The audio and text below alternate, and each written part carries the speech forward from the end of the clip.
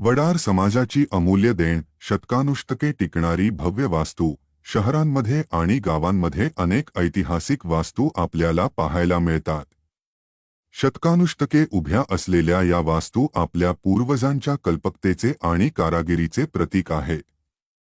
काही वास्तू सरकारी देखरेखीखाली चांगल्या स्थितीत टिकून आहेत, तर काही दुर्दैवाने भग्न अवस्थेत आहेत. तरीही ह्या वास्तू आपल्याला आपल्या समृद्ध इतिहासाची आणि संस्कृतीची आठवण करून देतात. या भव्य वास्तूंच्या निर्मितीमागे वडार समाजाचे अमूल्य योगदान आहे. अनेक पिढ्यानपिढ्या वडार समाजातील लोकांनी आपल्या कुशलतेने आणि कष्टाने मंदिरे, किल्ले, राजवाडे आणि इतर अनेक इमारती बांधल्या. त्यांनी दगड, विटा आणि इतर साहित्याचा वापर करून अशा अद्भुत कलाकृती तयार केल्या ज्या आजही आपल्याला थक्क करतात. वडार समाजाची कारागिरी केवळ मजबूत आणि टिकाऊच नव्हती, तर ती अत्यंत सुंदर आणि कलात्मकही होती.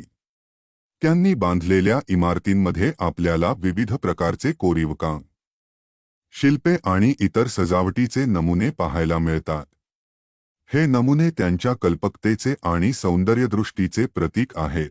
आजच्या युगात जेव्हा बांधकामात आधुनिक तंत्रज्ञानाचा वापर होत आहे, तेव्हाही वडार समाजाचे कौशल्य अजूनही महत्त्वाचे आहे. अनेक ऐतिहासिक वास्तूंच्या जीर्णोद्धाराच्या कामात आणि नवीन इमारतींमध्ये पारंपरिक पद्धतींचा वापर केला जात आहे. वडार समाजातील लोकांची कुशलता आणि अनुभव या कामांमध्ये अत्यंत उपयुक्त ठरत आहे. वडार समाजाचे योगदान आपल्या समाजासाठी अमूल्य आहे. त्यांनी आपल्याला अशा अनेक वास्तूंची भेट दिली आहे ज्या आपल्याला प्रेरणा देतात आणि आपल्या इतिहासाची आणि संस्कृतीची आठवण करून देतात. म्हणूनच आपण वडार समाजाचे आणि त्यांच्या कारागिरीचे सदैव कौतुक करणे गरजेचे आहे.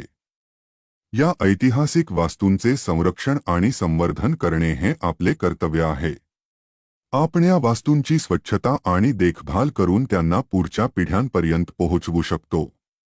तसेच वडार समाजाच्या कारागिरीची आणि कलाकृतीची माहिती नवीन पिढीला देणे गरजेचे आहे. वडार समाज आणि त्यांच्या कारागिरीचा आपल्या समाजात सदैव आदर आणि सन्मान होत राहील.